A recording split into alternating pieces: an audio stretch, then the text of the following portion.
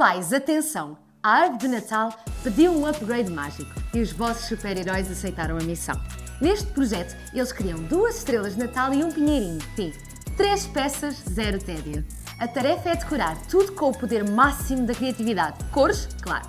Bom gosto, opcional. Diversão, obrigatória. E pelo caminho viajamos no tempo. Na Europa, no século XVI, decoravam árvores com frutas, nozes e velas. Velas na árvore. Conceito que hoje chamaríamos de coragem. Depois vem a parte uau! Iluminar a estrela maior com um LED. É ciência, é magia, é tecnologia num registro iluminado e cheio de espírito de Natal. Vai ser aquela decoração que fará brilhar de orgulho toda a família na noite de Natal. Resultado deste projeto, efeitos de Natal, feita por mãos pequeninas, mas com imaginação e criatividade gigantes. Pais, preparem-se para filmar, porque isto dá direito a repetição em slow motion.